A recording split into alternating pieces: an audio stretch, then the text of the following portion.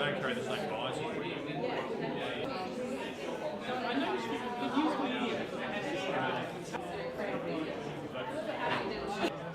Let's go and find out where they're up to. Okay. And then we'll try and get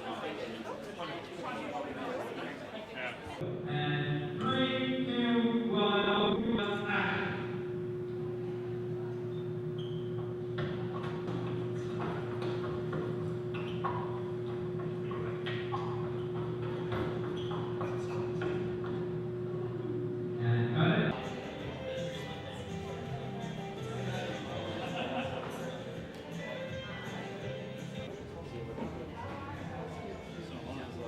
action. Yeah, well, that's what I was going to say.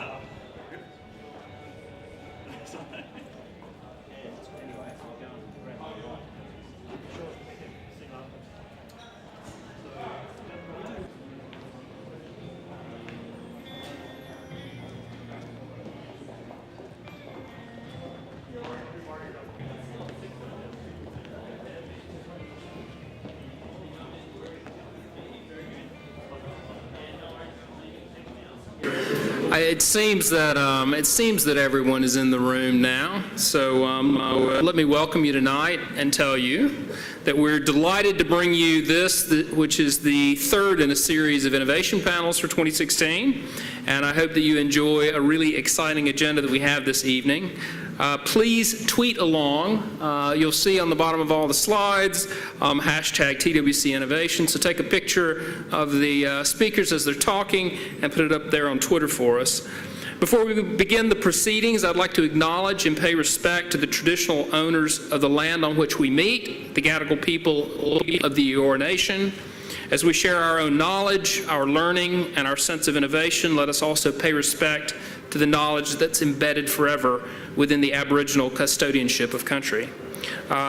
Event like this is not possible without supporters, and tonight our event is supported by the Faculty of Engineering and IT at the University of Sydney. We've got a great panel of speakers this evening. I'm Ashley, and I'm not speaking this evening, but our panelists tonight are Gail Silman, Chris Bennett, Wayne Lewis, and Martin Tomitsch. Firstly, we'll welcome to the stage Wayne Lewis. Wayne is a founder and a director of Rising Sun Pictures. While studying visual arts, he recognized the potential of computers in film and visual effects, and he immersed himself in the craft of 3D computer-generated animation.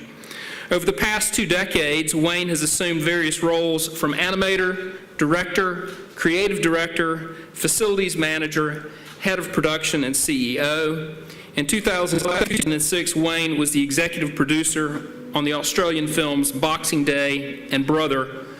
Please join me in welcoming Wayne to present.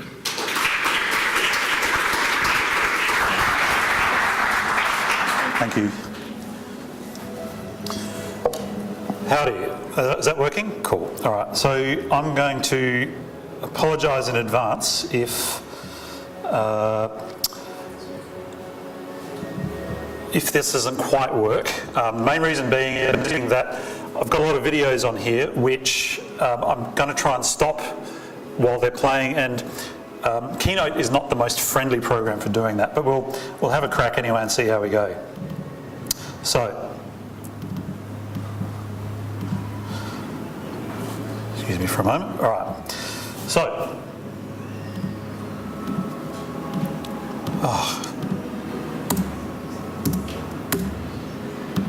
good start. Okay, all right.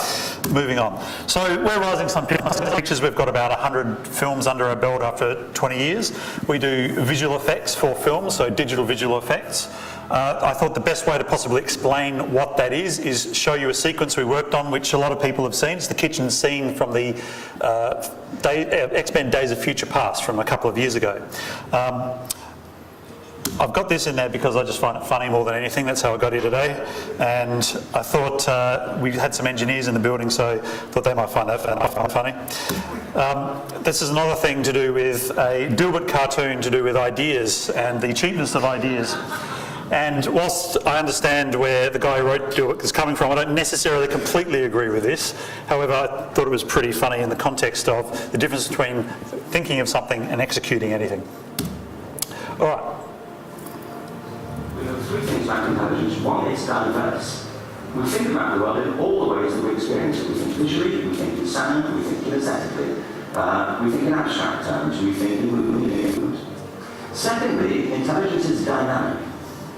If you look at the interactions of the human brain, as we heard yesterday from a number of presentations, intelligence is wonderfully interactive. The brain isn't divided into compartments. In fact, creativity, which I define as the process of having original ideas that have value, more often than not, comes about through the interaction of different disciplinary ways of seeing things. So there's nothing like having a talk showing someone else having a talk.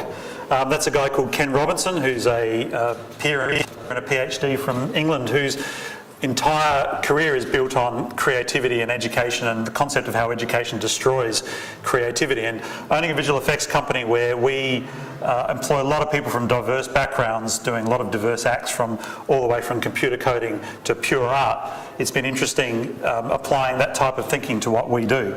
So I'll get into that later, but as of this moment, I'll show you the sequence from X-Men Days of Future Past, then I'll get into what we did on it, so to give some idea of what it is exactly we do. No help. I could just do even if I wanted. I'm never getting inside of that head again. And your word, Eric.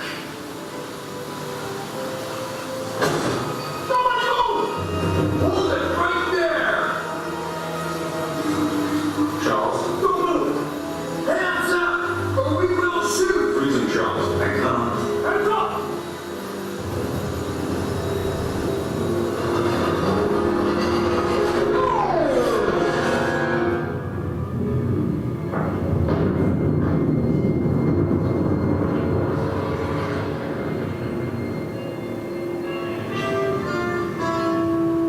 If I could save time in a bottle, the first thing that I'd like to do is to save every day till eternity passes away, just to spend them with you. If I could make days last forever, if words could make wishes come true, I'd save every day like a treasure, and then again I would spend them with you. But there never seems to be enough time to do the things you want to do once you find them. I've looked around enough to know you're the one that I want to go through time with.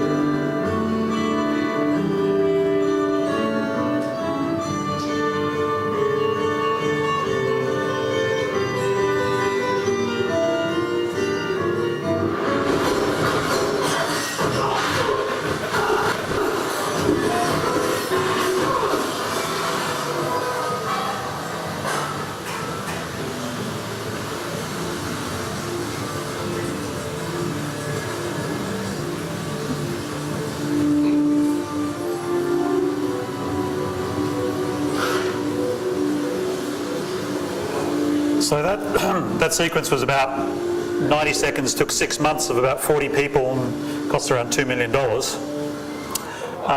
And is an extraordinarily slow, painstaking process. So I'll move on to some images that sort of give you the background to that. Now, we don't do all of that. The on-set stuff was done in Vancouver, shot by the film itself, which always has a visual effects supervisor and his crew or her crew who create the images that we put our stuff over the top of. So hopefully this will make that more clear. There's a lot of information about to come, so I'm happy to break that down later. I just can't guarantee the success of trying to stop these videos from playing. So this is what we're calling the making of video, and this is where there's a lot of data in here. I'll just quieten that down. So it starts just by showing you the beginning of the sequence. So effectively, there was a purpose-made kitchen which has lots of flyaway parts to allow cameras to move all around the place. In there, you'll have all of these actors trying to stand still in the freezing cold. This was all shot in stereo, so twin cameras shooting at 2K or 2,000 pixel images.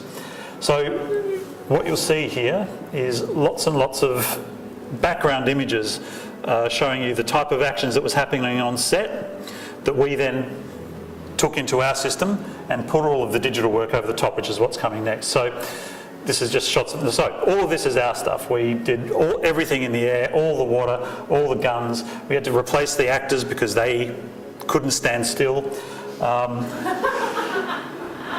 All of that simulation work of the water, everything you see there was digital. We literally had to recreate the entire environment. Quite often, on occasion, we had to replace the actors' legs. So you can sort of see everything we laid in there. This is a good little encapsulation of how films work. Films are an extraordinarily massive creative exercise that are logistical and creative, but massively are about the combination efforts of thousands of people. When you see the credits on the end of the film, that's usually only a portion of what happens on set.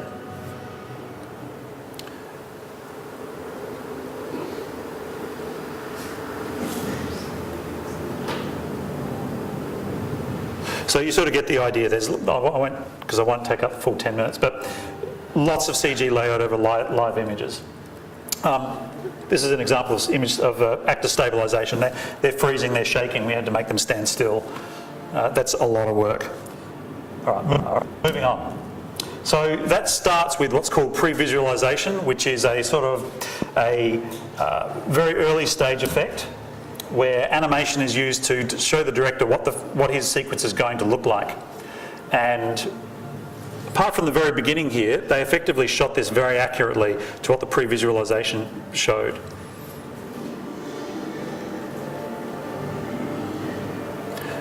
So from this, you see lots of information on there on camera types, lens types. This is all produced entirely inside the computer, but very accurately to represent what it's going to look like through a live world camera. That is then used to drive what they do on set. And as you can see, it pretty well starts to match what the final product ended up looking like. Moving on. We work with the filmmakers in Canada. We have developed a product. A friend of mine called Tony Clark, who's one of our business partners, developed this. He won a Technical Academy Award for it. It's a remote collaboration tool. So what you're seeing here is a frame that the client annotates to say, we want these things done.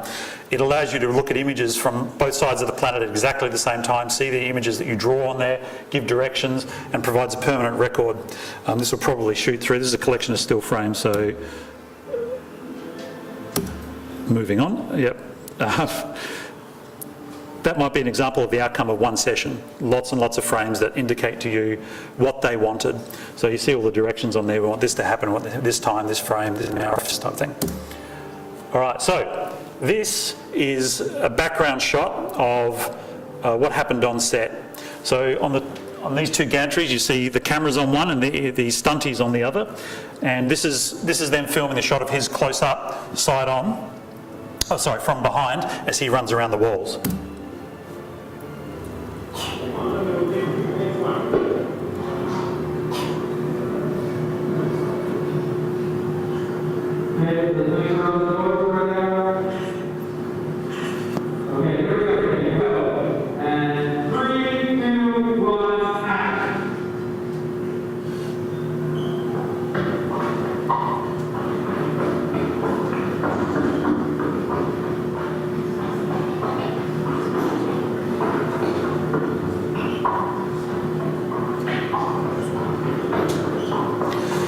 So you can sort of see how the whole set is designed to look good through the camera, but there's all sorts of breakaway parts to allow you to be able to stick huge rigs like that in the middle of it.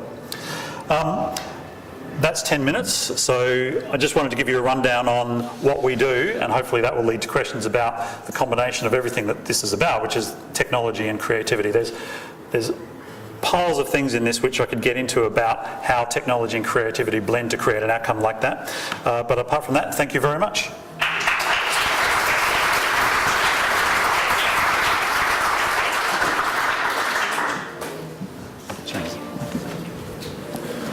Wow. Wow. It's also a little amazing that a company in Adelaide collaborates with a company in Vancouver or with a movie set in Vancouver to create a film that's probably been seen by hundreds of millions, billions of people. That's an amazing aspect that I hadn't appreciated until tonight. Thank you, Wayne. Now I'll introduce Chris Bennett. Chris is the Vice President of Research and Development and the General Manager of Dolby Australia. Chris is actively involved in both global technology strategy and bootstrapping new ideas for Dolby Laboratories. Since 2006, Chris Bennett has been the General Manager of Dolby's Australian Tech Lab, which is based here in Sydney, not too far down the road from where I live, actually, with over 120 research and development staff. The lab focuses on smartphone and tablet environment, voice communications products, and cloud services, digital media content processing software, as well as Dolby's foundation digital audio processing platforms. Prior to this, Chris was a principal of technology venture partners. While in Silicon Valley in the 1990s, he was the product line manager for high-end routing products for 3Com. He co-founded a simulation technology company, which was acquired by Immersion. He was an executive at a network processor startup, Softcom Microsystems, which was acquired by Intel, and was part of the founding team of semiconductor startup Filament, which was acquired by F5. Please welcome Chris Bennett.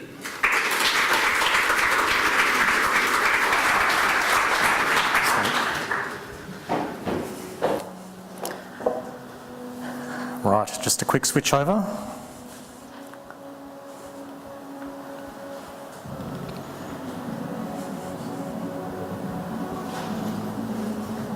There we go. So, thank you. Nice to be here this evening. I didn't realise I gave you my longest CV yesterday. I thought it was probably a bit shorter than that. But yes, I've been working at Dolby Labs now for 12 years. As you mentioned, I'm the Vice President of Engineering for Dolby, for one of the divisions of Dolby, and also the local General Manager of the Sydney office. Most of you all have heard of Dolby. Some of you may know something about what we do. But broadly speaking, we're an entertainment technology company, and our intellectual property is licensed into a very large number of devices globally. We're 50 years old, so we've been doing this for a very long time, and we are in over 8 billion licensed devices. So in the Dolby Australia lab, we're actually an acquisition of a small Australian technology company called Lake Technology. We were acquired in 2005. And we were actually a supplier of intellectual property and algorithms to Dolby in the US back in the 2000 timeframe. We were acquired in 2005, you can see the red marker there. And you can see the things I've marked in red are the key technologies that Australia has either originated or been heavily involved in since that time. And notably, I'm going to talk about two of the big four investments you can see right on the right-hand side there in 2015, Dolby Atmos and Dolby Voice. Today I'll also talk a little bit about Dolby Vision as well.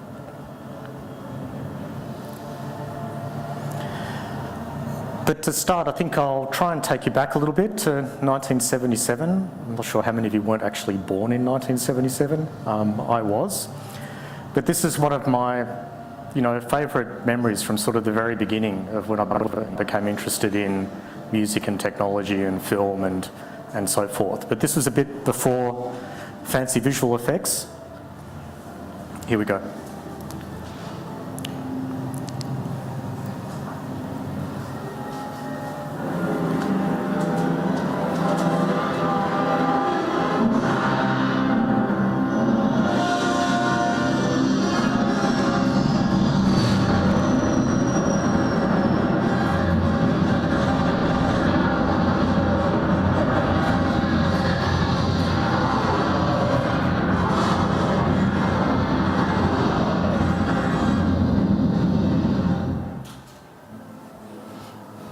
Okay, who remembers that? I do. I think I was 12 or something. And it's just it's full of stunning memories for me. I cannot. It's impossible to forget that Imperial Star Cruiser coming over the top, and also the rest of the sound in that movie is amazing. I mean, it was such an experience, and primarily because it's an incredible story. Whether it's the sort of quasi-computer speech of R2-D2 or the laser battles and all of that. It was an amazing story, first and foremost. And the mandate from George Lucas, I've actually met the guy who did a lot of the sound on this, and the mandate from Lucas was that he wanted the movie to be, the sound in particular, to be something that had never been done before. And there's a whole lot of ways that happened. But fundamentally, it was the beginning of a really pivotal shift in the way that people looked at the role of sound in film and sound in the experience that we all had inside the cinema. It really was a landmark in not only sound, but also visual effects, actually. No idea. That is one of the best, that's my favourite scene in the entire film, that one. And it's absolutely stunning, so it's a pleasure to see some of those clips there. So this is George Lucas here talking with J.J. Abrams, who later directed Star Wars Force Awakens, which was released last year. And of course, in the modern day of the internet, you can also find images like this. And now I don't know if any of you can notice this, but that's actually a phaser from Star Trek. And the movie prior to this, J.J. Abrams directed, was Star Trek. Thanks, internet.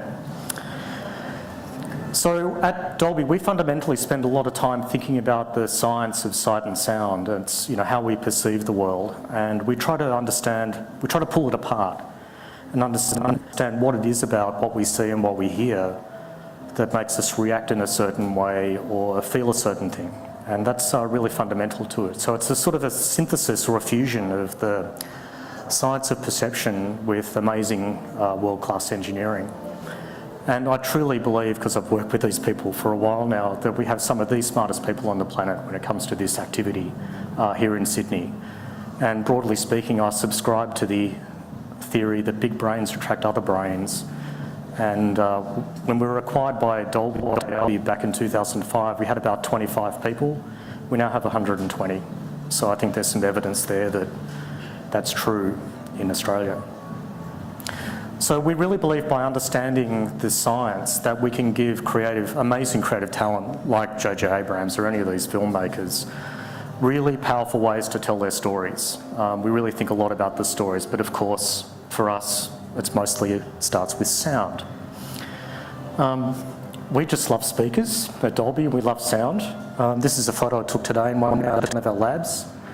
I could tell you why. We've got lots of speakers on little bits of wood. Actually, it's to do some experiments with communications, but we'll come back to that. So we don't care about the shape or size of the speakers. We love them all, including the ones you put in your ears or around your ears. We also like really big ones. This is an experimental speaker, which was designed to actually hang from the ceiling in a cinema and beam like a sound to very explicit places in the room. So literally take a sound and put it anywhere in the space. But we got a bit worried that it might fall on someone, so we never followed that up. So if you look at sort of cinema sound, I mean, fundamentally what you've got is 3 channels at the front, a left, a centre and a right, and you've got a left side channel, a right side channel, and left and right rear surrounds. In total, that's 7 channels, 1 for each of the sides, 2 at the back and 3 at the front.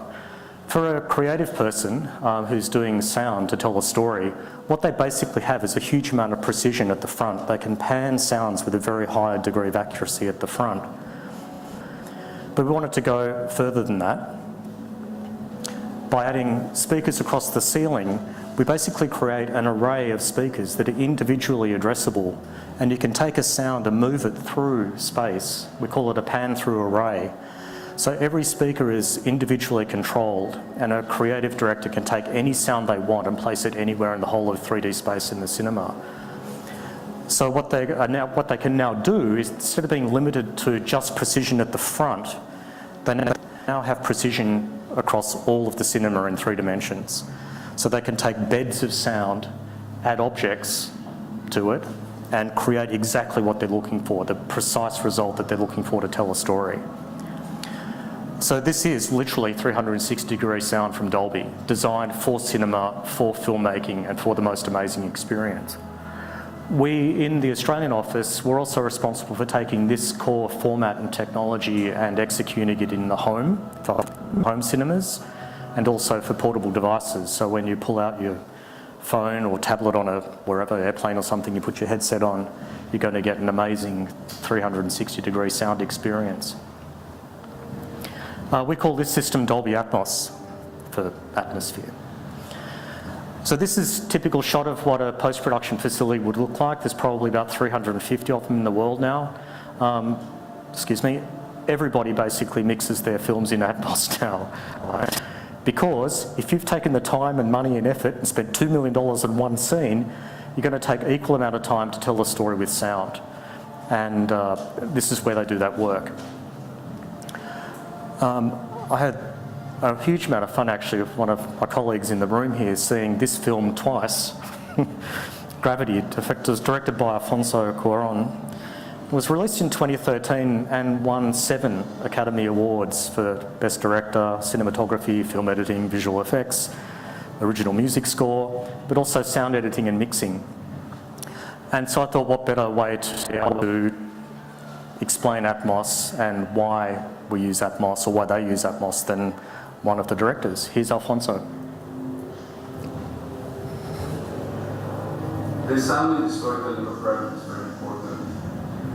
There's no sound in space. So you're in the vacuum, sound cannot be transmitted to the atmosphere. Nevertheless, sound is transmitted through interaction of elements, meaning that if our characters grab, touch, or stuff, the vibration of that will travel into their ears, and so they will get a muffled representation of that sound. Gravity is a film that is designed itself for surround system, and the sound is constantly traveling. It's very dynamic. It is geographically very literal, meaning if one character is stuck in behind you, the sound is going to come from behind. I think that Dolby Atmos is the sound system I always dream of. It's a system that offers a perfect separation, depth, and full range in every single one of the speakers. The speakers on the ceiling also complement to the experience of the immersive experience of cinema. I would use this system any moment.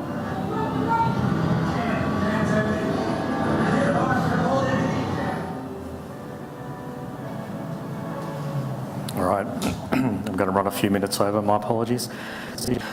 So back to the science of sight and sound. So we study psychoacoustics in the Sydney office and Dolby generally, which is how the brain interprets sound. But we also study the human visual system and how that drives perception, visual perception. And in fact, actually we have more people in that side of the business in visual work than we do in audio work currently. So the human visual system is absolutely astounding. Oops, sorry. It's going the wrong direction. Sure.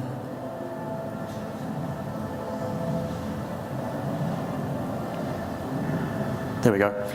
So your visual system actually has quite a wide range, and you know this just by being alive, that you can go outside in the middle of the night, stare at the sky, and after a few minutes you can see incredibly faint starlight.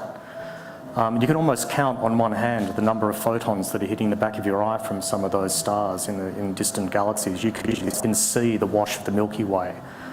That's a ridiculously small amount of light hitting your eyes.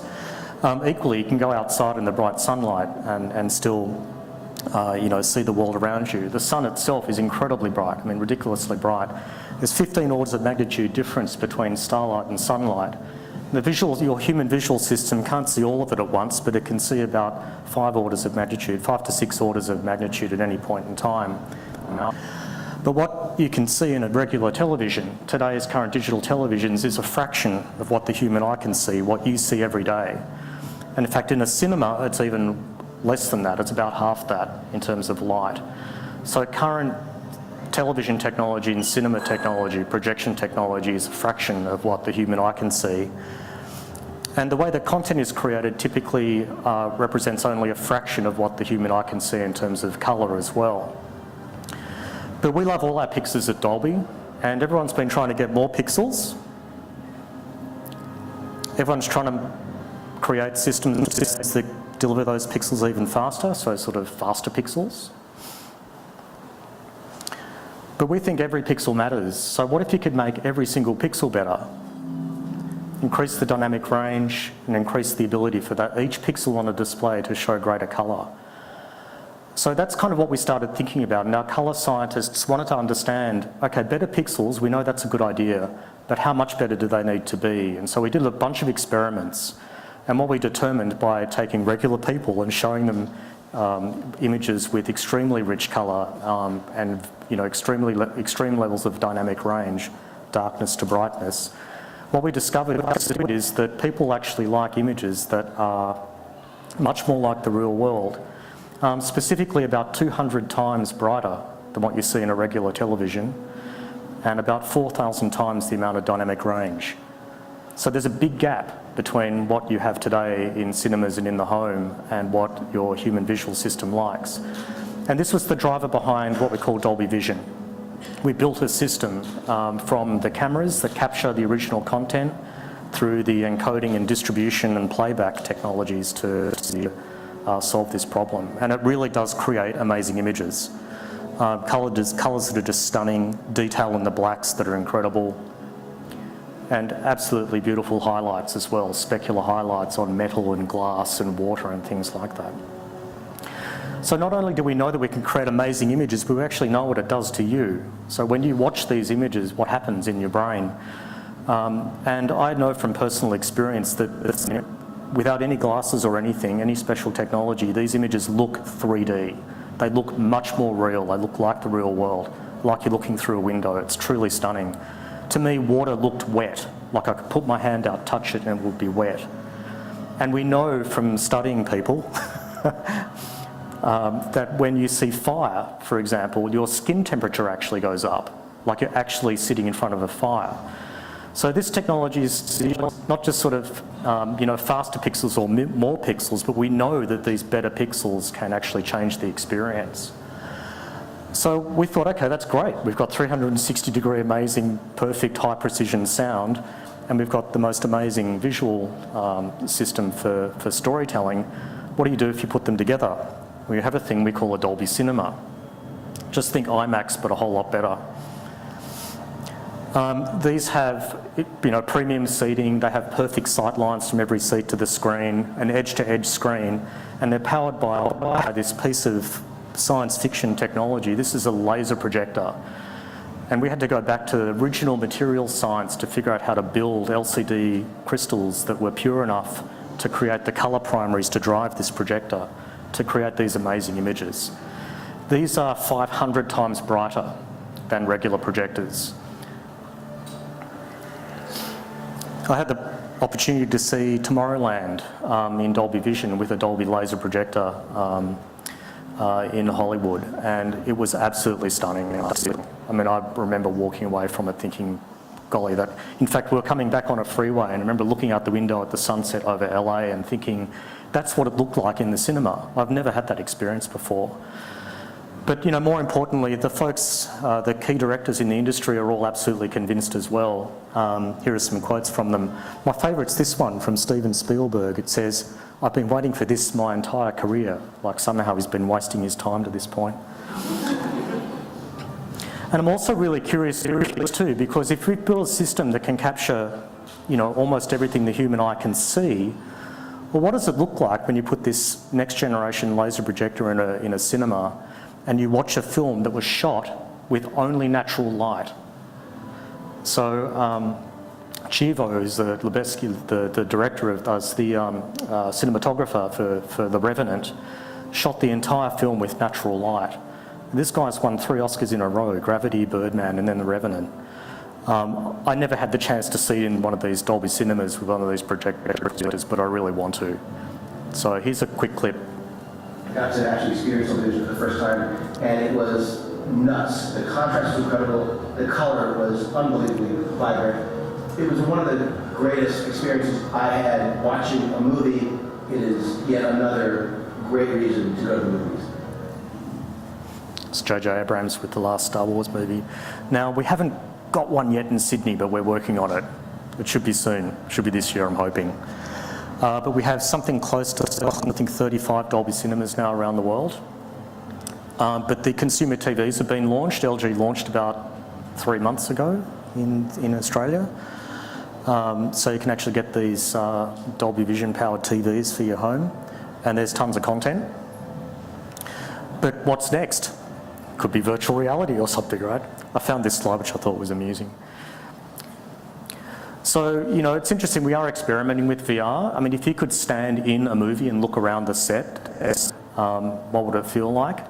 And in fact, we ran a competition to experiment with this, and the winner was an Australian filmmaker, Lynette Walworth, and this is the story about, this is an Aboriginal story. This chap here on the screen is a Martu elder, Nyari Morgan, and this is his story, his personal story about experiencing one of the British nuclear tests in the centre of Australia. And they shot it in VR. This is a virtual reality camera that takes 360-degree images. And the way that you experience that is by holding up or putting on some virtual goggles, and you can actually look around everything in space. And when it comes to sound, you know, you might hear a bird or something around, you can actually turn around and look at it. So it's possible that something like this is sort of, you know, the next thing. We don't really know, but we're pretty firmly convinced that technology will continue to help us build better tools so we can tell these amazing stories, but I personally think it's the stories that count. And if we can make those experiences really magical and uplifting, then I think we're sort of heading down the right road. Thank you.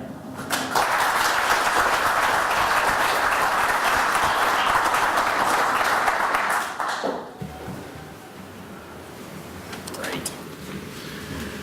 Wow, again.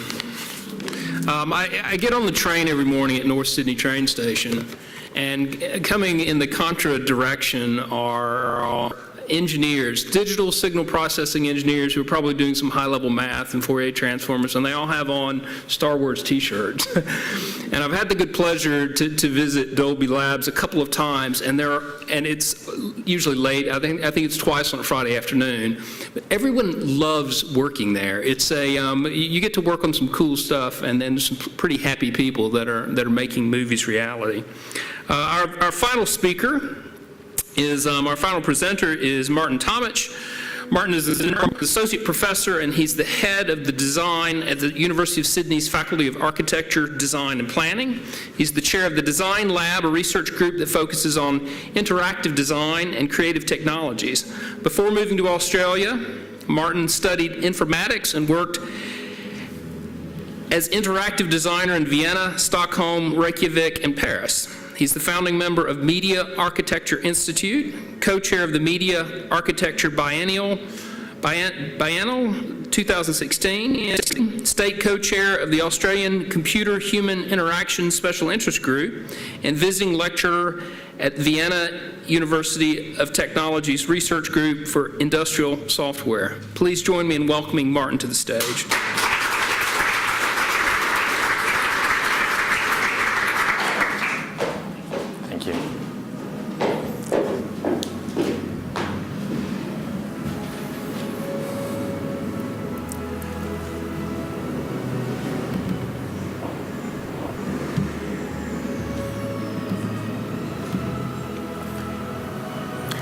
Thank you for this introduction. I would like to bridge between the two amazing previous talks and the panel discussion by looking a little bit at what we are doing at the University of Sydney in this space, how we are using technologies creatively, and talking a little bit about creativity and the role of creativity in design and in the industry.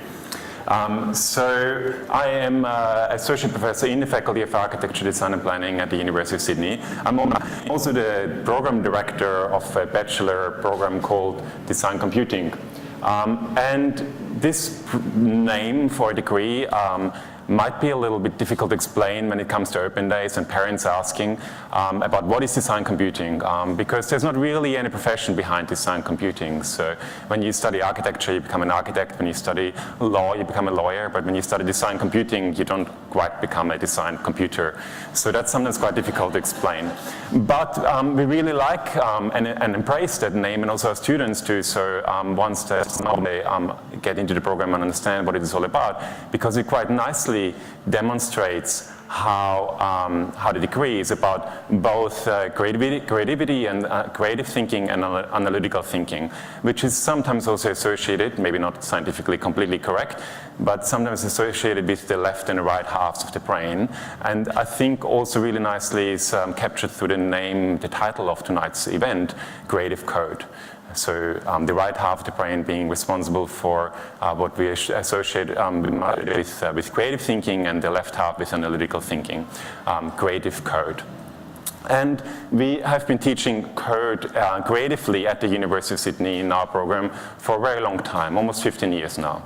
And so the way we approach coding and technologies through a creative lens. So we teach our students how they can use code to express themselves creatively. And sometimes that leads to art. And there's a whole community online, in the online space, where people are creating these very beautiful images and works that are just produced by code. So the images you can see here are produced through code, which is pretty amazing. So there are algorithms behind that.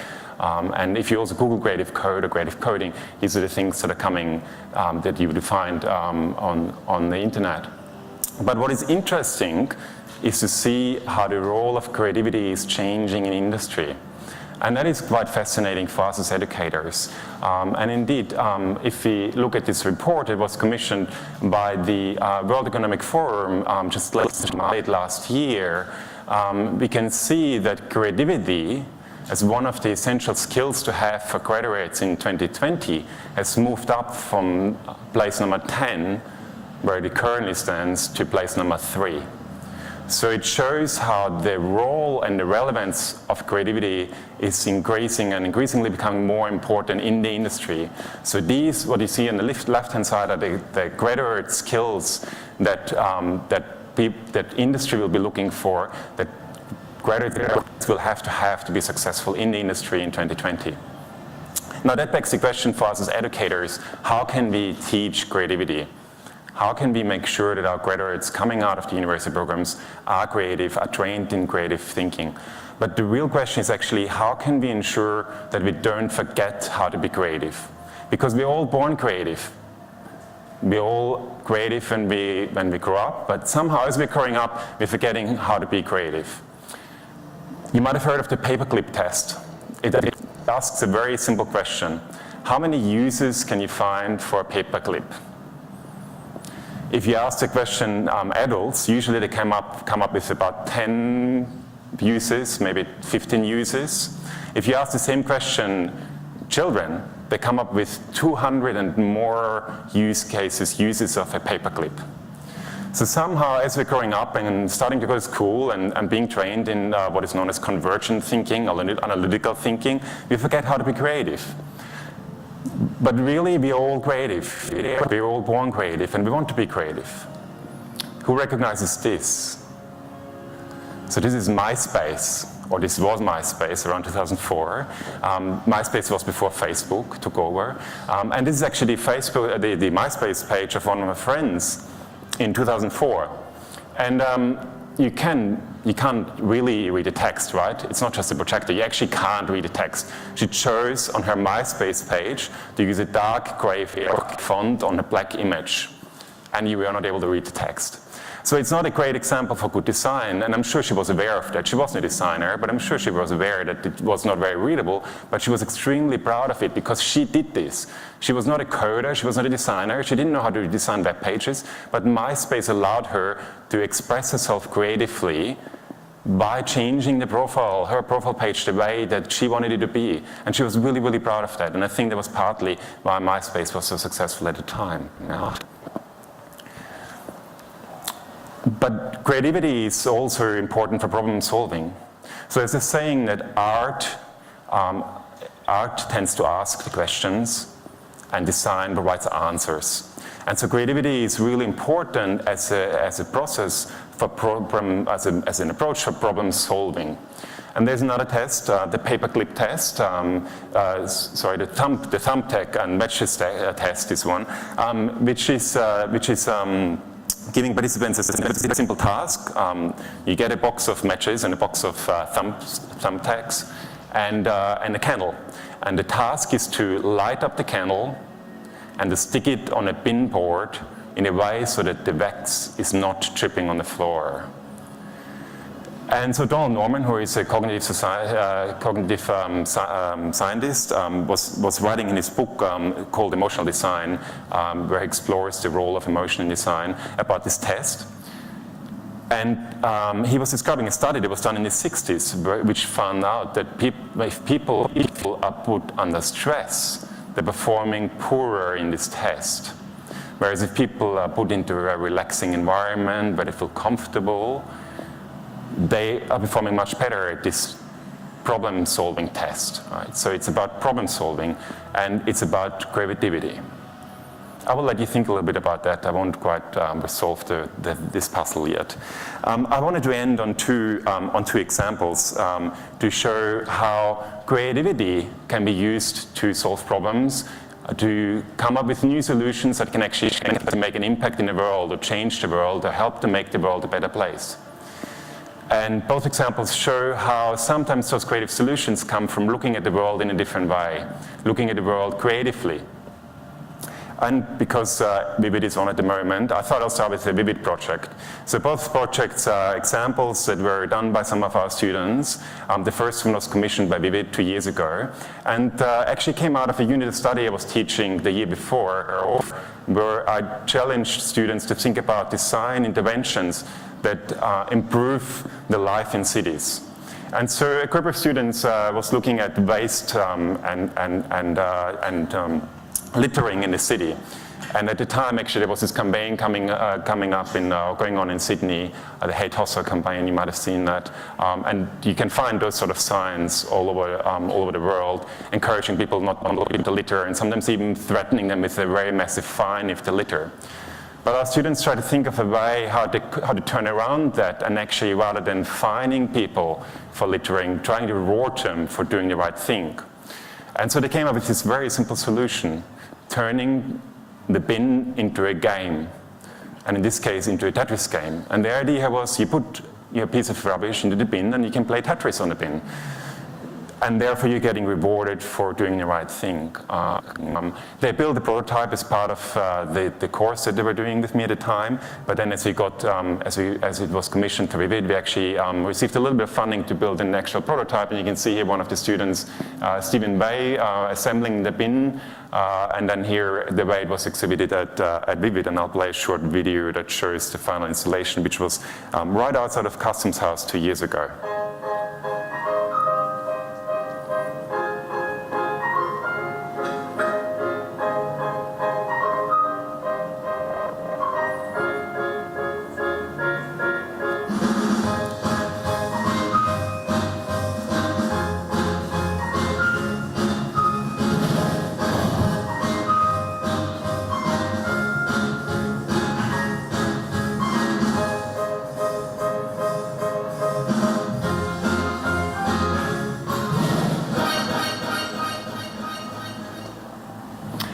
And the second example was a project that one of our graduates from our postgraduate, our master program, worked on after he graduated. He started working as creative technologist.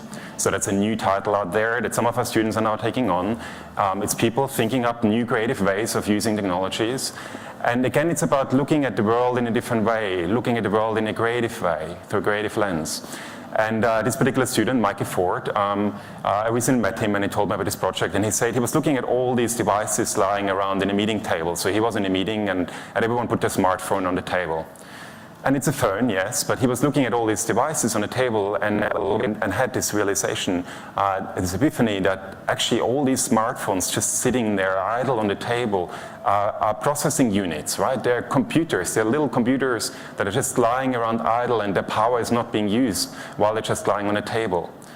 And so he came up with this idea that then led to this app called the DreamLab app, which actually uses the power in order to solve cancer puzzles. So it contributes to cancer research. And I'll show a short video about the project that they then developed for Vodafone.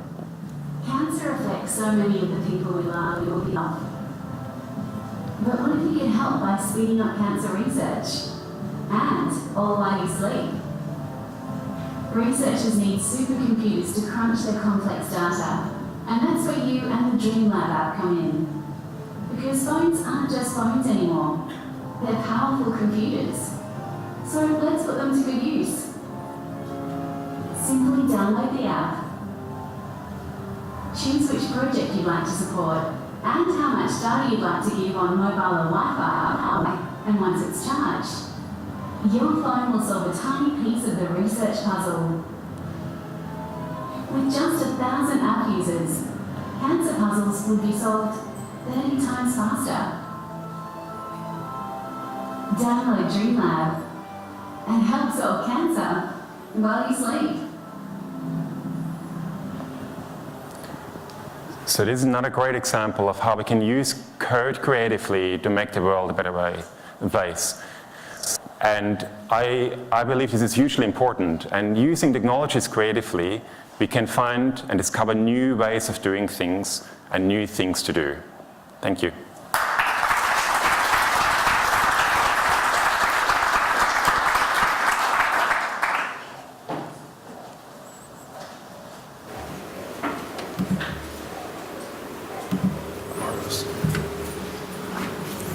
It's another terrific one.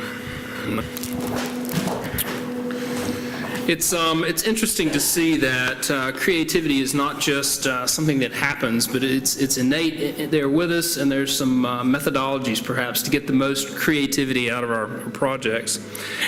I'd like to now welcome our speakers back up to the stage. Come have a seat over here, and introduce our moderator for the evening, Gail Silman. Gail is the Principal Project Officer in the New South Wales Department of Industry, working on an employment and skill development project for New South Wales Government's investment in infrastructure. And Gail previously worked in the area of education and training policy for the Australian Industry Group and has over 30 years experience working in employment, education, training policy, and implementation. Gail has a degree in pure mathematics, and she remains connected with the field. She's undertaken study in economics and works in the Economics Research Division of the Commonwealth Department of Education, Employment and Training. Gail has a strong personal interest in the role of creativity and its link to innovation in the area of STEAM, science, technology, engineering, arts, and mathematics. Thank you, Gail.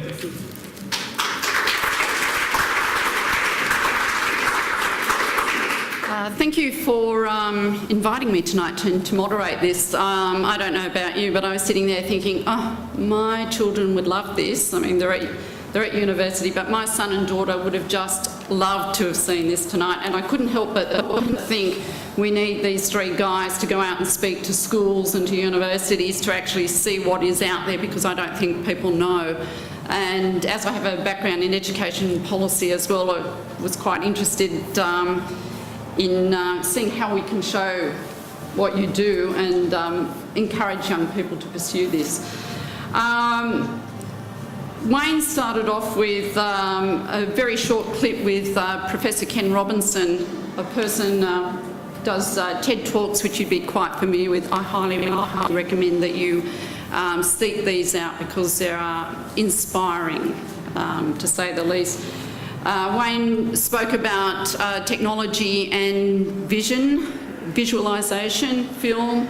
I just thought that was fantastic. Chris showed my favourite start to a film as well. That was just that moment when that goes over, the sound. It's the only film I've ever seen at the cinema twice. So I thought I was completely blown away. So I'm a complete geek. And Chris went on to talk about science and its links to sound and vision, which I found quite interesting.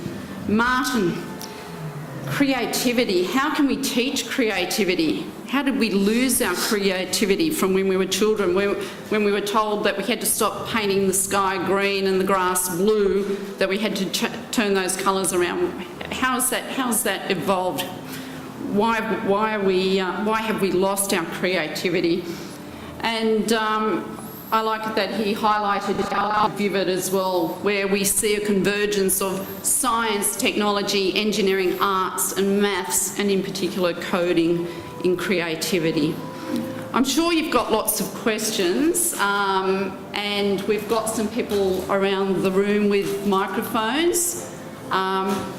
and I open it up to questions. Does anyone want to start off? Could you also give your name and where you're from, please?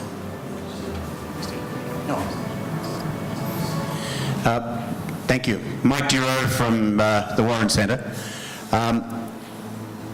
I was fascinated by, about 4 or 5 years ago, our innovation lecturer Tristan Carfrae, who designed the Beijing swimming cube, saying that most universities are designed so that when you leave the university, you have a decreased ability to think creatively.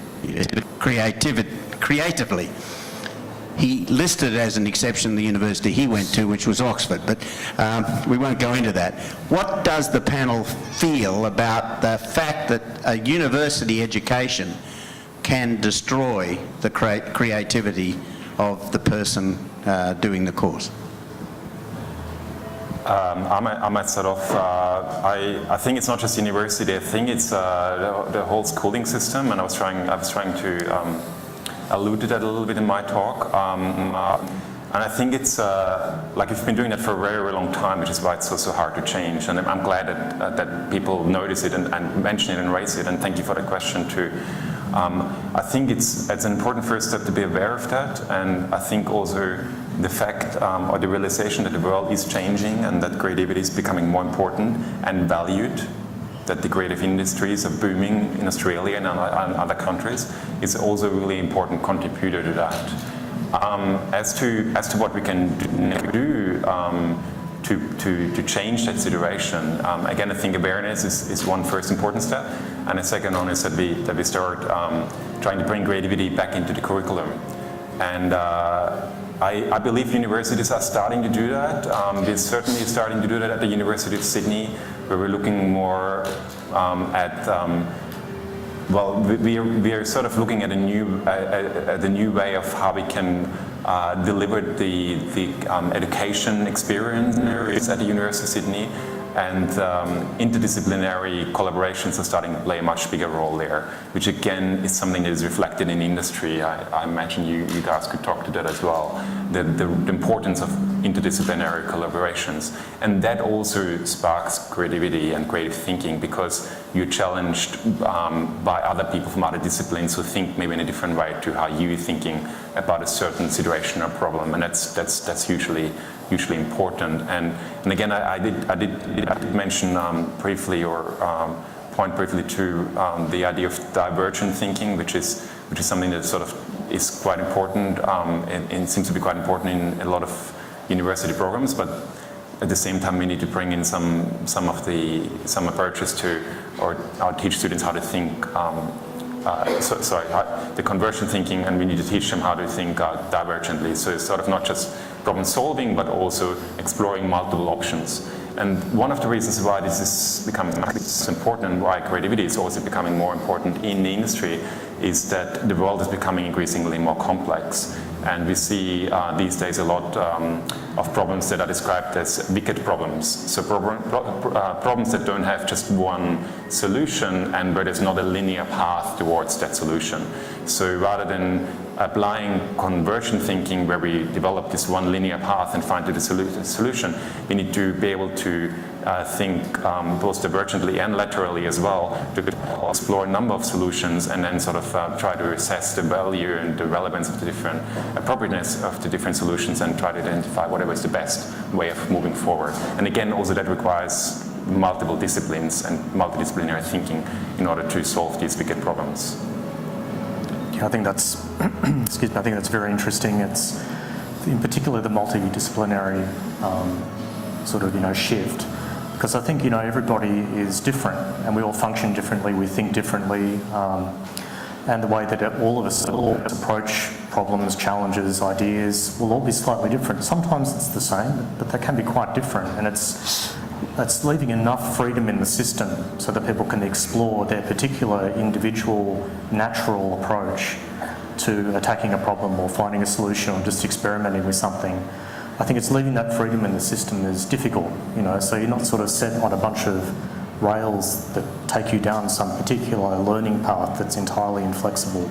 is how do you build it so that the flexibility is inherent? You're free to experiment, to explore, try stuff, fail, and collaborate. And I think that's another really, really important part of creativity is what's commonly labelled co-creation. Do it with someone else. If I could put it like that, but maybe I'll stop there. No, but you know, join other people in your quest to create something. And 2012, I visited a primary school in Adelaide called Alberton Primary, who went from being, it's a school in a difficult area, and went from being a school where they literally had to feed the kids in the morning when they arrived, because so many of them arrived hungry, and turned it inside 3 years and almost killed the principal and the teachers, turned it into what I can only describe as an educational paradise. And the whole driver of it was they literally took that talk, as well as amongst the whole other things, and turned the educational hierarchy on its side and said that every form of education is as important as the other, and that the collaborative forms of arts, working with sciences, working with humanities, was the best way to get creativity out of their students. And a huge part of that is the application of technology as well, because technology is this massive lever where it allows people to do things that we can't even conceive of. And again, part of that talk is that there are problems confronting the world that we don't even understand yet. And part of my interest in going to a primary school was, what I saw was that kids were being deprived of access to technology, which was the fundamental conduit to the future. And so, you know, you had this primary school with an ADSL2 line going into it, and what they need and what they're already doing is trying to provide technology to the school. So, for example, they might be using Minecraft as a way of creating learning outcomes. They'll create the world that they want to visit. And it's interesting to watch how a school that literally takes the boundaries off kids, which is, you know, when you've got all the sorts of testing that schools are now subject to, testing for literacy and testing for numeracy, basically it's fear-driven. It's about you must be showing how useful you are. And I understand that schools and universities have to be able to demonstrate value, but at the same time, in doing so, they seem to squash the desire to just the freedom and the of creativity. And it's interesting how the idea that, you know, you start, you know, the theory is you're born creatively limitless, and as you get older, you become creatively limited. And you know, for me, it's not just going to universities. You go to primary schools and try, how do you uncork the possibility of kids, and not rather than just limit them. Sorry, that was I hope that was. Actually, I've got just a quick follow-up, excuse me.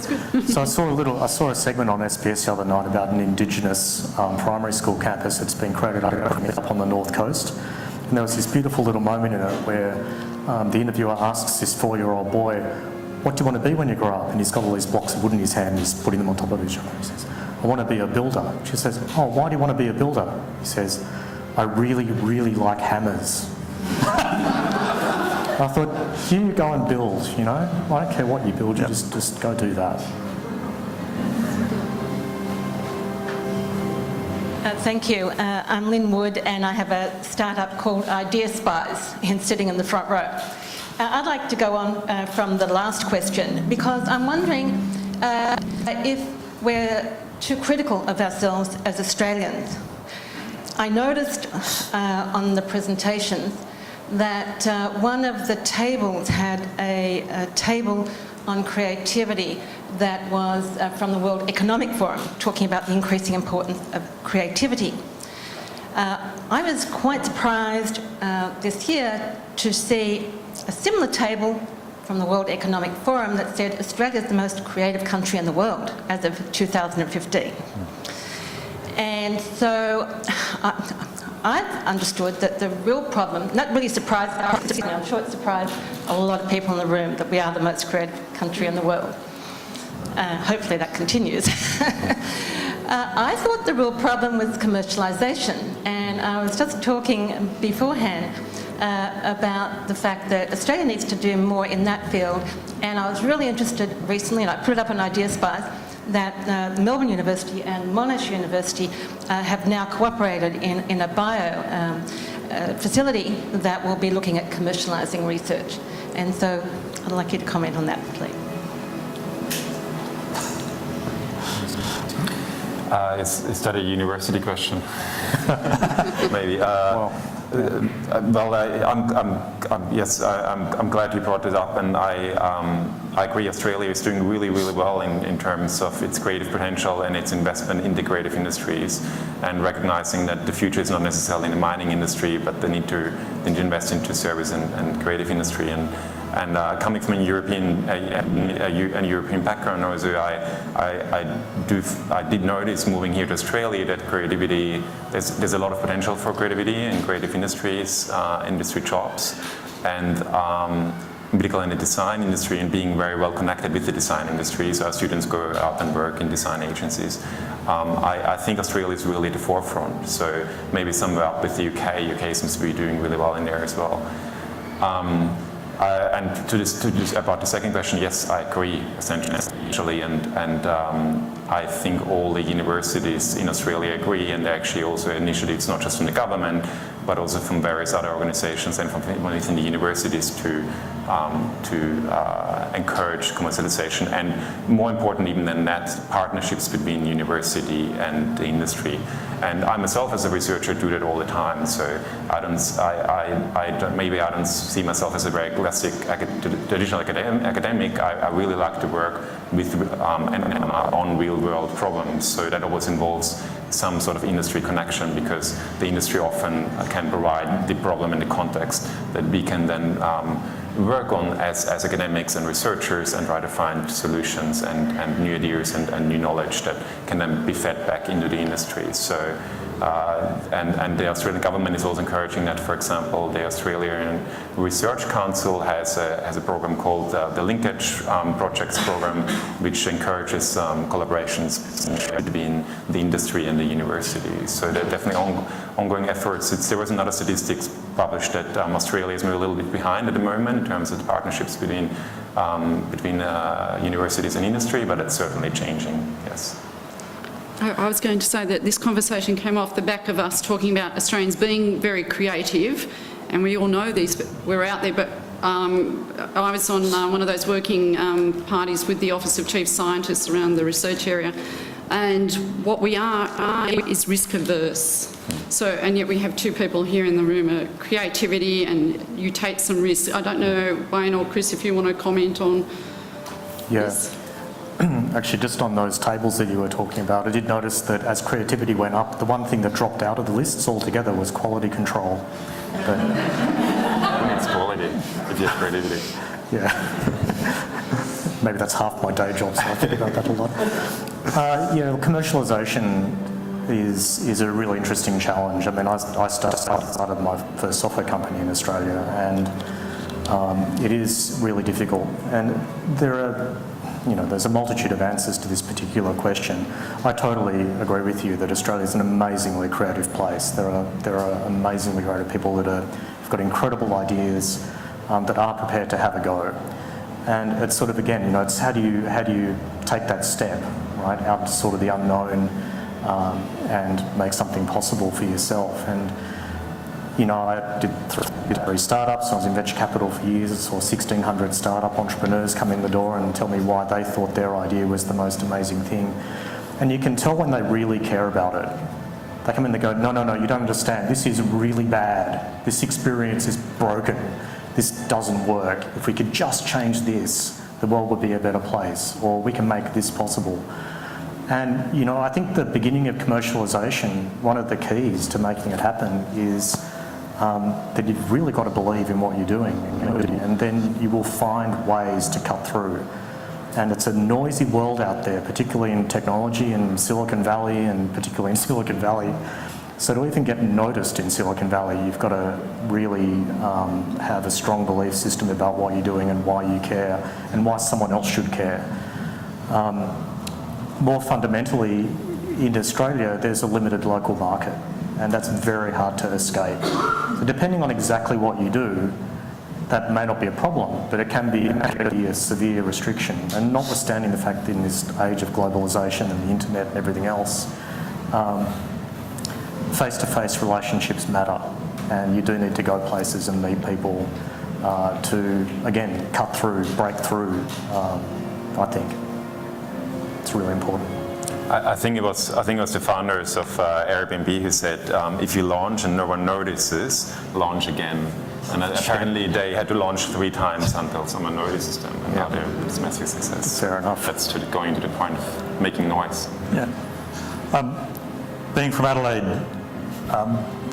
there's probably only one place more remote from Hollywood, and that'd be Perth, to make films. And it's interesting, the face-to-face thing. Like it is actually a real issue. Being you're effectively remote, and it's not meant to be an excuse. It's just a genuine challenge, and you see it just with the activity that exists in Sydney. Like there is just a bigger ecosystem of stuff happening, and so you translate that to somewhere like California, but then you also do the reverse thing and you go to somewhere like Adelaide. So the location of these commercialisation issues probably varies based on, sorry, the issues vary based on the location.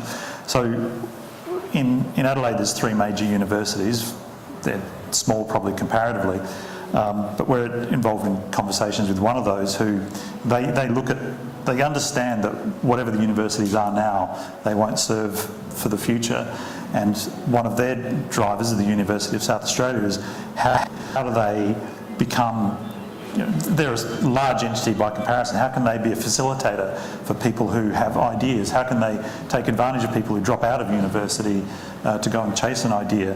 And they're just trying to think of how they can blur the lines between the idea and the commercialisation of the idea and facilitate that, facilitate it, don't have to take any benefit from it, just create an environment where they can be a centre that people can, I guess, take risks without necessarily suffering too much downside of risk. Offer space, offer resources, offer access to existing companies, so they have someone to collaborate with. So on that, I think part of the question was about commercialisation. Risk is a huge part, and understanding where people's fear of risk lies. As you get older, that becomes a bigger fear for most people because you have a lot more to lose. When you're 21 and at university, you probably don't care very much because you don't own anything. So from our point of view back there, it's working with universities to actually facilitate. How do they bring startups and existing companies and students and capital and put them in the same space in a way that allows people to take advantage of having their ideas heard?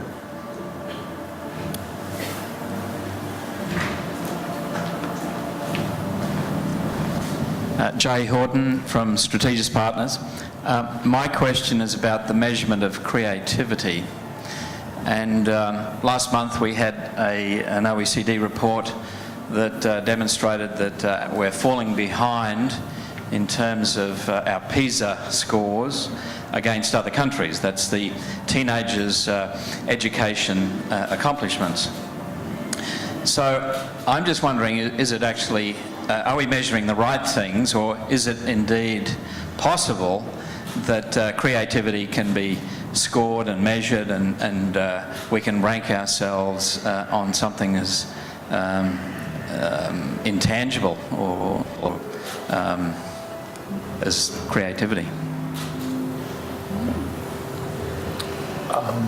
Why would you want? It's a very complex question, and creativity is also such a complex construct. So I think we need to specify what level, what elements of creativity we want to measure in order to be able to answer the question. Whether it's, and if it's in terms of I don't know, economic benefits, for example, there are ways, I guess you could look at the clusters within the industry and then measure their economic performance to measure the effect of creativity.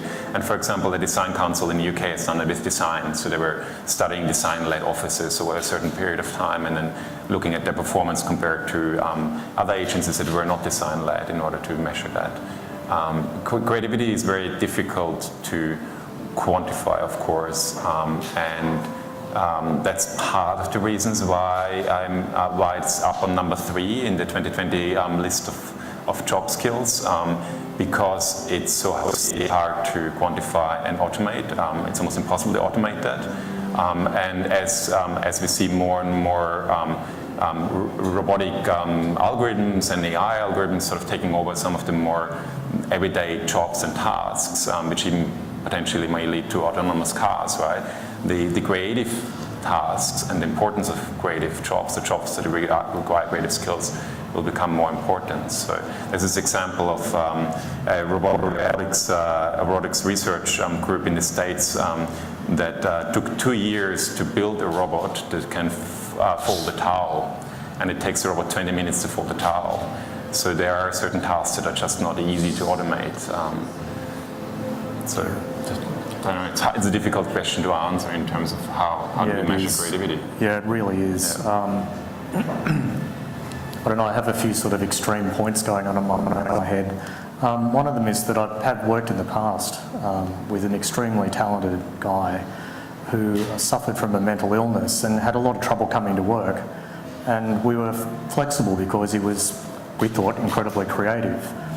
And when he was at work, his output was prodigious. I mean, nothing short of prodigious. Filed over 100 patents in 3 years.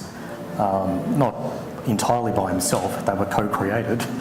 But I mean, extraordinary level of fundamental, highly defensible, amazing intellectual creativity. So, you know, sometimes you find extreme creativity in unlikely places, you might say. At the other end, you know, we do more explicit things in Dolby. We look at what percentage of our revenue comes from technologies that were created in the last 10 years. And so that kind of tells you what impact the technologies have, or the things that we've been creating in different teams has on the company over time. You need to be reinventing yourself, so we actually have some measures for that. We used to use spreadsheets, KPIs, you know, is this a 3, a 3.5, you know, is this guy a 4, you know, and we dropped that and we went back to just having conversations, understanding, you know, what was happening, what the challenges were, what was interesting, what was not. And that's been a much better model for building creativity for us. And it might be controversial to say it, but I can tell you it's not controversial at Apple or IBM or Google. That performance of their staff on the job is not correlated to the higher education degree that you hold, if you hold one. And, you know, there's a heck of a lot of creative people working in those companies. So, you know, I think there's a very, very interesting, rich vein of material there. That's a data science-driven thing. They just know by looking at their data that that's true, and they don't ask those questions anymore, because they know it doesn't correlate to creative performance and job performance. So, you know, I think we're at the beginning of possibly some ways of measuring that, and already there are some companies using big data to try and figure that out. I just can't escape the idea that it's a human thing. You know, when you work with people, you know how creative they are, and try and find them, try and amplify them, give them the tools. They show an aptitude in something even when they're 4 and they love hammers, or they're 8 and they like looking at things under a microscope. Don't buy a $50 toy microscope, buy a $300 medical grade microscope. You know, look for aptitude, look for signs, and sort of, you know, reinforce those. If I could just follow up, I guess my concern is that our education performance measurement systems may be anti-creative. In other words, what they're measuring is something that drives us or drives curricula and the way education policy is developed in the wrong direction. I do have a comment on that. What we see, well, for our student intake, we have, of course, the ATER, the Australian system, but we also have a portfolio entry scheme. So students can submit a portfolio and therefore get extra points for the ATER, up to 5 points. And that's hugely important for us because we find that the ATER is not a reflection of the creative potential of our students that are coming in. And usually the students who come in for portfolio with a lower 8 are doing extremely well as they come into the program. So that sort of reflects what you're saying, I think, in terms of how we measure creativity. Certainly, but it links very also back to the fact that it's so hard and complex to measure that. So we go with the things that are easy to measure, right? Like maths, performance maths, and the sciences. I think we might move on to. So I'm Nerida from Dolby, my question links into what everyone's spoken about before, and that's the creativity that we lose as children, and as we grow. Sure, as individual companies, we can start up initiatives to go into schools and talk about keeping on your creativity, but also having a prime interest of mine is also women in STEM. But what can we do as an industry and certainly as universities to influence schools, secondary schools, and their curriculum and their education policy? What can we do? What are your thoughts around that? I'll go first for a change. I don't have a specific answer except to possibly say ours is a fee-for-service industry. It's really hard. It looks exciting, but you get screwed on costs really badly, so you spend a lot of time just surviving. That's my little excuse for what I'm about to say. So, to me, literally this came up a week ago at a conversation I had with some people who are involved in technology and interactive organisation. The only thing I can think of doing is, and what we're trying to do is, go into a school, ask them what they want. Like these are, and the school I'm talking about, there's many others like it. I'm not saying this is particularly. It's special in the context that there's not many of them, but it's not special in the fact that there are many schools trying to do very smart, clever things with providing an education that's more fulfilling and creates better outcomes. But was to go to this school, just understand that it was trying to do something special and then saying, what do you need? And not trying to dictate to them, do the usual thing of going and sort of tell them what they should be doing. Just go, you're creating amazing outcomes. This is an incredible school in a very difficult area. And so you just go, and what do you want? What do you want to be able to create outcomes? Because they're the educational experts. They're the ones who spend their entire lives around children and seeing results. So it's not really a global answer because it's not some sort of systemic solution to an overall problem. But the logic is to go in and help that school demonstrate the amazing results can get if they get what they need. So an example of their challenge, so I'll try and keep this as quick as I can, but it's a really interesting thing. That school, I talked to the headmaster, they fill out their, I don't mean to rag on the entire education system, but that headmaster talks about how they have to fill out funding application for all the different types of students they have, the different mixes, the ethnicities, the different disadvantaged areas, et cetera, et cetera. Then they put that into the education department. This is in South Australia. And then they wait. And then they have to go and chase it. And then they go in and they fight for all their funding that they're meant to have and meant to get. And he was telling me this story, and he went to the person that he was trying to talk to about this, and he said, this is really hard work, just getting my funding that I need to run my school. What do other people do? And the response was, they just mostly give up, which it seemed like to be some sort of saving scheme on the bureaucracy's behalf to make funding difficult to get. I don't know why, I guess I'm pushing my solution onto it. But it just seemed to be really completely arse up and the tail's wagging the dog. And that running an education department would be really easy if you didn't have teachers or students. The flip side is that it's also, I understand, in a governmental sense, really challenging. It's very easy to be abused for things going wrong and hard for people to identify what goes right. But the thing is that the schools seem so busy trying to tick boxes and mark down, stopping things going wrong, that it's very difficult to just focus on let's make things right.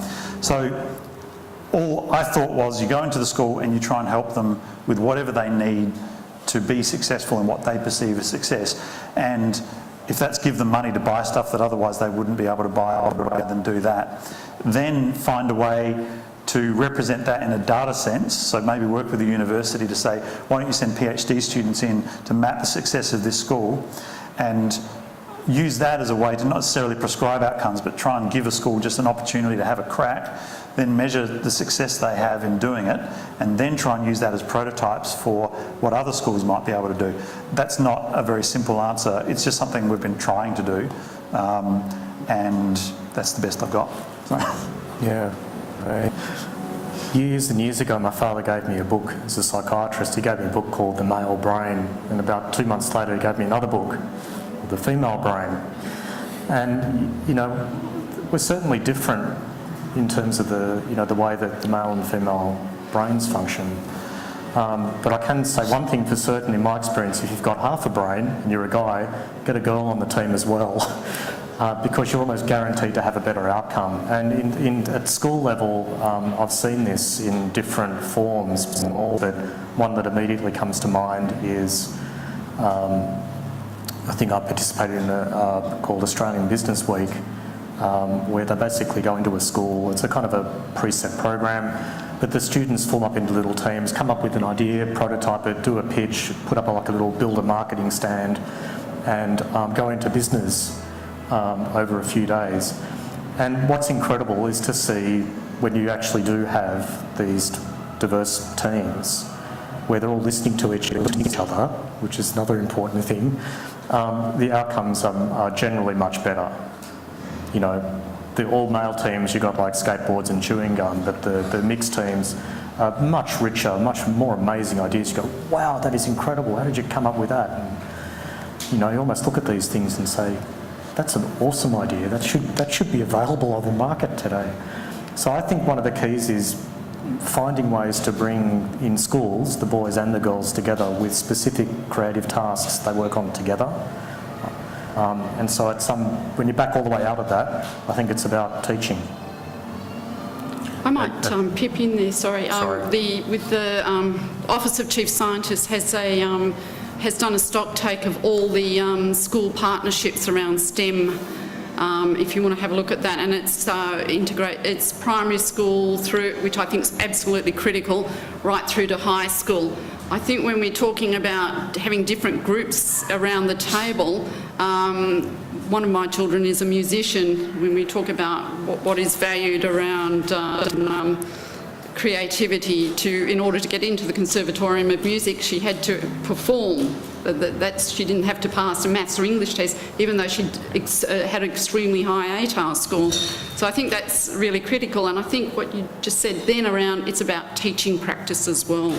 About then if we have groups of people with different skills, and I've talked about this in vocational education and training as well, is that we need to look at the teaching practice around starting to integrate creativity into what we teach, which Martin, you're clearly doing. I might just finish, Martin, if you wanted to make a comment there, and we'll wrap up. I just wanted to add to what Chris panel test that I was talking about, that people being put in that test situation and under stress don't perform as well. And I mean, that's exactly what we're doing with students when they have to do exams, right? And that's again the problem with the ATAR. So one part of that answer is the rethinking the ATAR system, because that's adding a lot of stress on to people, and of course they don't perform as well and they're not as creative in those situations, and yet that ATAR score might determine their future and the future career.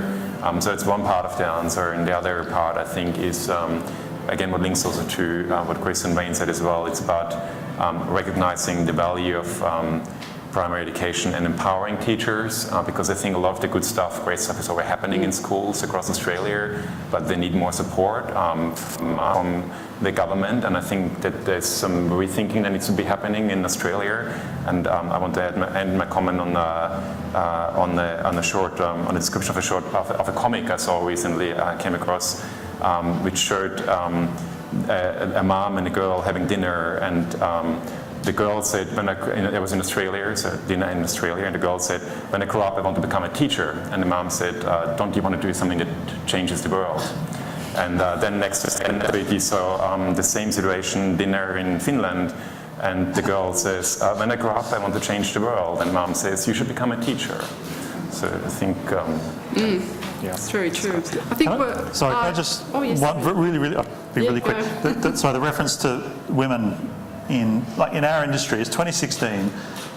We're a reasonably progressive industry. You would think that you wouldn't have a problem with equality in the workplace balance, but the diversity in our workplace, even with considerable effort, is extraordinarily male, and I really don't know why. We try.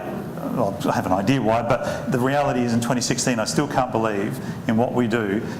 There are male jobs and there are female jobs, and we aggressively try and hire against that. But the fact is, the intakes of people who apply for jobs are so incredibly skewed towards, basically, and I can't believe this cliche is still true, the organisational roles have women and the creative roles have men. And I'm ashamed that our company reflects that, but it's actually reflecting the world the way it is, as opposed to us. It's just fascinating that in 2016 it's still true. I'm blown away by it. I was the only girl in my tute in pure maths, so yep. I have to say we're quite proud in our program, Design Computing, the ratio is probably about 60-40, so we do have quite a lot of female students, and that's a creative program that also involves coding as well. Yep. But certainly at a university level we see similar situation, what you were describing, but our university has set itself very ambitious targets to address that. I think a very important, I agree it's sad that we still are talking about this, but I think it's really important that we recognize this and set ourselves targets to change that situation. Yeah, and to your point, you don't label people at the beginning to say, well, you're studying law, so you're going to become a lawyer, studying design and computing. What does that mean? People see it as an open book. It's like, well, I can be anything, nothing. So you've got a much better mix, so I applaud that. I think we'll wrap up there. Please thank our panel here.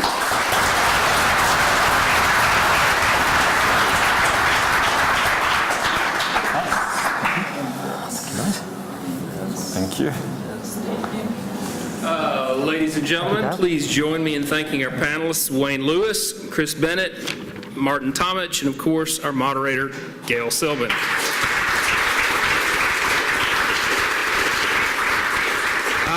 By way of appreciation, I ask you to open the envelope, think back to a book that you believe changes the lives of children, especially STEM-oriented, and slip that name to me or Fiona, and we'll put that book into the University of Sydney STEM Academy schools. Thank you also to our sponsors, the Faculty of Engineering and IT at the University of Sydney. We're enormously grateful for their support. They make this happen. We've been doing this now. This is the third of this event. We've got more exciting innovation events coming up in 2016.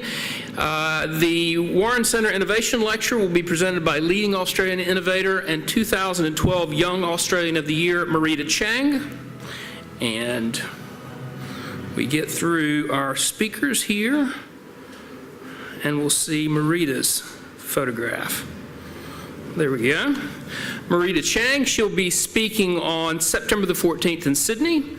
Thank you for attending tonight. You'll get a short survey email with a discount on the next event, which may be the Innovation Lecture, or it may be Quantum Computing coming up very soon. Thank you for joining us. As you can hear from the sound outside, and as you note the blackout curtains on the windows, the whole Vivid Festival is happening just on the other side of this wall. So join us in the back for drink and a canapé, and then take the opportunity to see Vivid, and maybe also to go visit Dolby's electric jellyfish display, which is down at Bridge Street and Phillip Street. So one more time of applause. Thank you all.